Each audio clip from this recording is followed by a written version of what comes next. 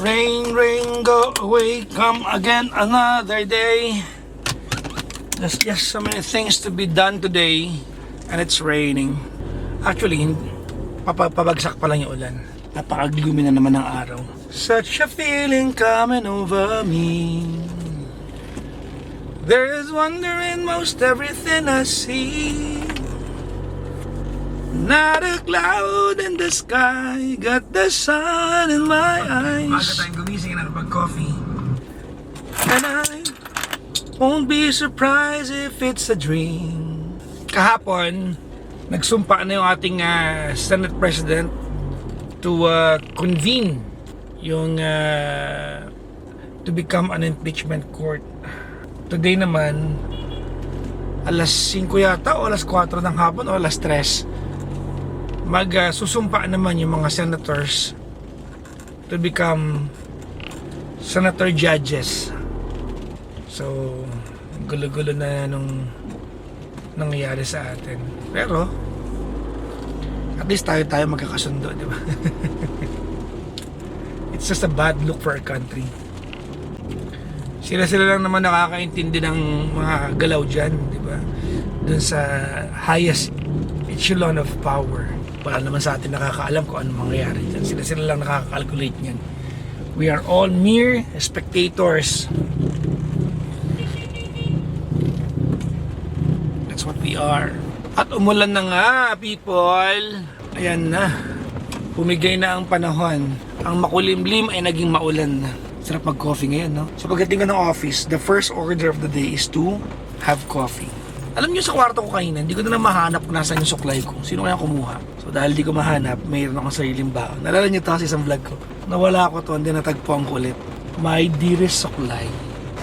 Ayan na nga, umulan na. Ang kanta pag umuulan, it's raining na, it's raining na. Hallelujah, it's raining na. Buti na lang dito sa may Osmeña Highway, covered tong area na to kasi nga yung taas ay Skyway Stage 3. So hindi mo mararamdaman yung ulan dito. Ito yung dinadaanan ko araw-araw na ang lalim na lubak. I don't know if you can see it. Ayan, oh, yung gitna ng kalsada na yan. Yan, nakikita niyo sa kanan, ang lalim yan. I don't know if you see it.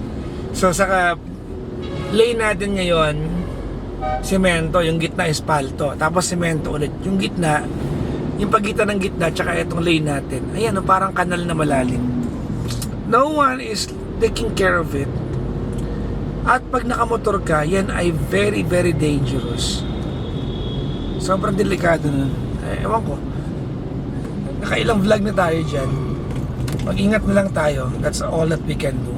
Pero ang daming mga police officers dito. Sana may nagmamando doon ng may kanal doon, di ba? Ang ang pinapaalala nila. Pero wala. Pag nag-swerve ka doon, baka mahuli ka pa. Magaling.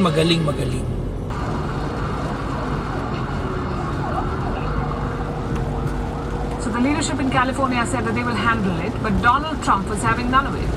He was done with the quote-unquote lawlessness. So on Saturday, the US president decided to intervene. He mobilized the California National Guard. He did not consult with Governor Gavin Newsom. Trump just bypassed the state, and to do this, he invoked a law. His controller was in the line of fire. He was struck by a sponge bullet. He had to get surgery for it. So you can imagine how things got heated up. Today, the protests have mellowed down, but now a legal battle has begun, a constitutional cage match. Governor Gavin Newsom is slamming the US president over the deployment of the troops. He's called it abuse of power. The LA mayor has called it, and I'm quoting, a dangerous escalation. Officials are urging protesters to not engage. Ano kaya meron? Bakit sobrang traffic ng San Juan ngayon? Parang kakaiba tong araw na to. Hindi ko mag-gets. This is not normally the case dito sa San Juan. Pag gandong oras, it's just almost 1 p.m. Ang traffic. Nakikita niyo ba ang kabilang lane? So this lane at yung kabilang lane, pa-U-turn ako eh. So both lanes are suffering from heavy traffic. Hindi ko alam kung bakit. We're here na! Finally, after long Traffic battle, we're here na. Ang lala ng traffic ha. Hindi ko maintindihan kung bakit. Okay. Papark lang tayo. Yeah. May hanapin lang ako sa kotse kasi pinapahanap ni Gandang Kara yung kanyang notebook. Naalala nyo na nag-gym siya, naiwan niya yung kanyang gym clothes dito sa kotse. Naiwan niya yung makeup kit niya rito at naiwan rin daw niya yung notebook niya. So hahanapin natin before we go upstairs. Maghahanap tayo dito sa kotse. And ito yung second row eh. Hindi man ako nakakaupo dito eh. Wala naman dito. Check ko dito sa pocket. Yan, wala naman. Hindi yung pangkamot ko pero wala namang notebook. I-check natin sa ilalim. Yeah. Wala naman. Wala naman dito. Let's check it here. Sa likod. Tupiin natin yung upuan. Ang hirap naman ito mag-vlog. Anong may hinahanap ka? Okay.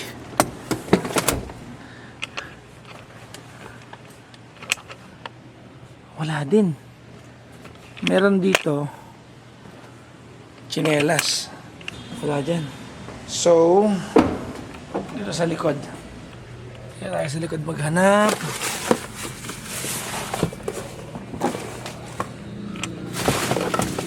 Wala rin. So, confirmed. So, wala dito.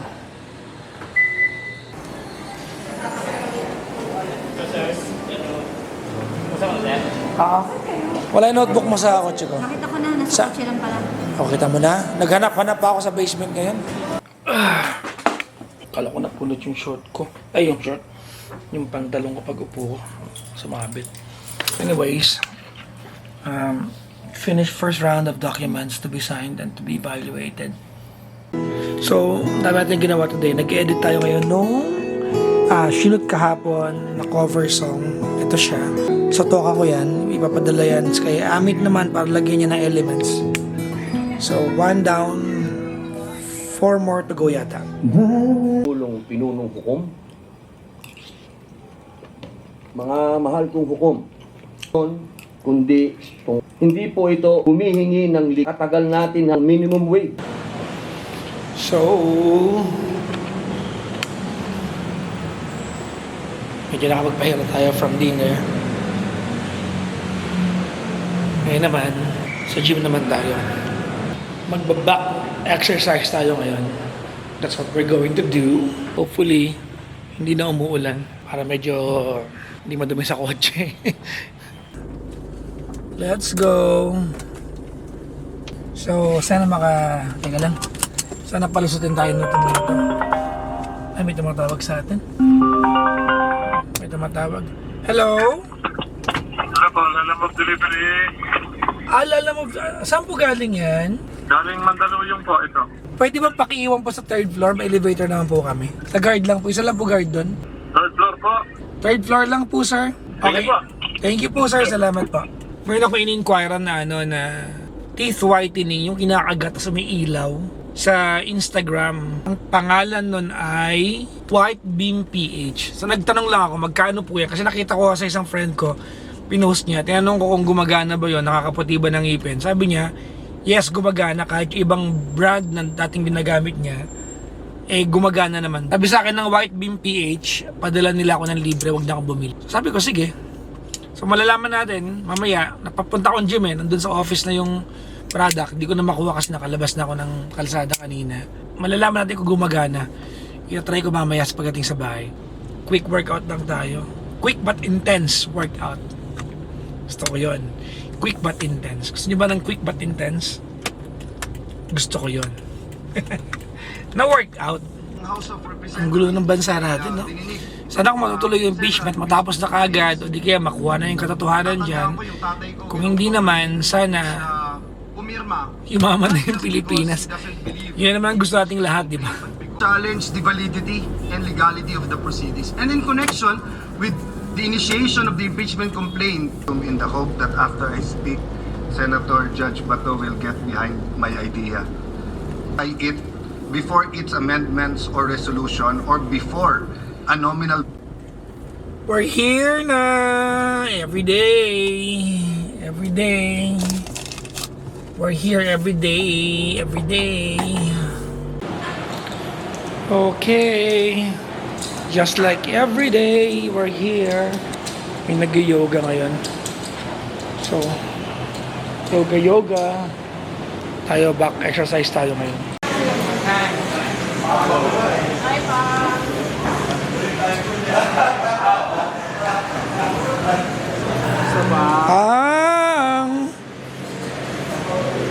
Where's everyone?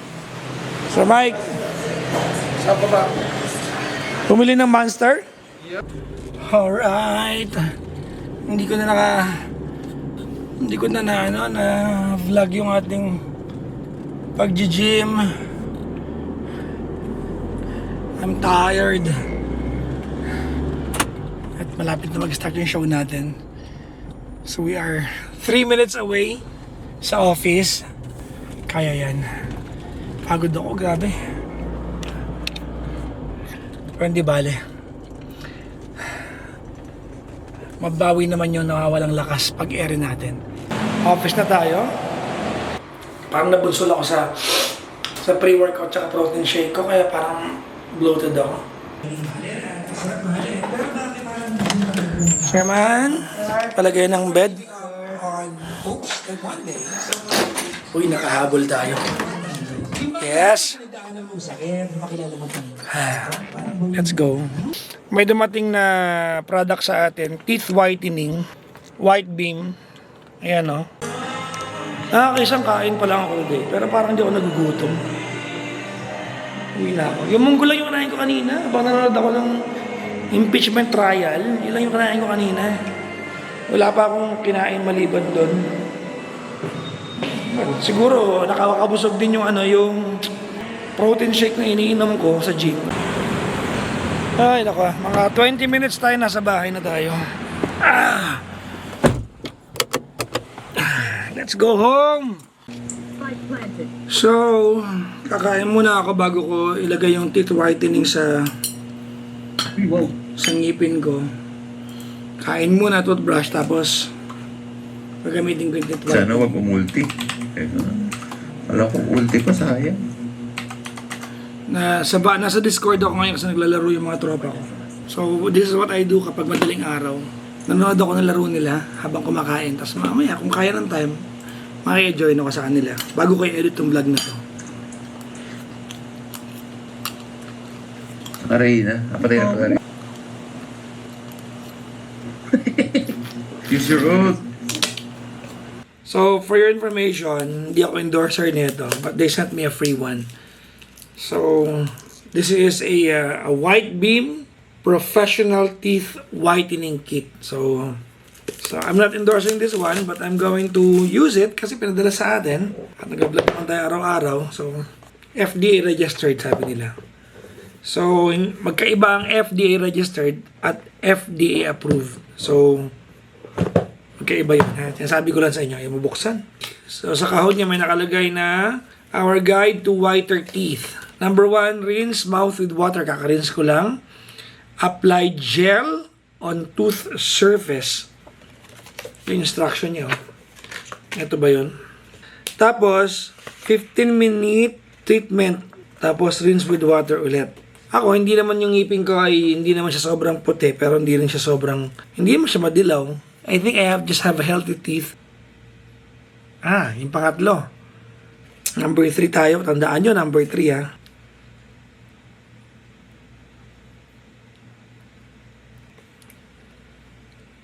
Okay.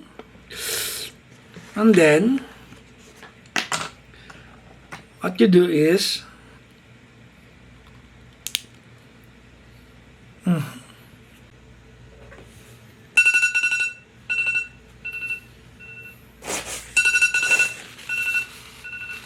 parang di mo kayong pigilan, maglalaway ka talaga. Tapos, sabi niya, 10 minutes naman daw dito sa red and blue. 10 minuto naman ngayon.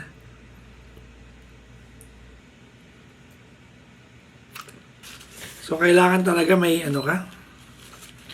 May tissue ka kasi tutuloy yung laway mo. Anong pakiramdam? Meron siyang stinging sensation. Parang namamanhid ng konting ngipin mo. First time ko gumamit nito, so hindi ko alam kung may nangyari sa ngipin ko. Check ko lang hindi ko alam kung agad-agad may resulta ba? Or kailangan lagi mong gagamitin. So, tingnan natin yan. Baka meron naman. Kanina, sa number 3 tayo. Yung makita eh. Kaya nila magsabi. Nakita nyo naman before and after. So yan. Anyways.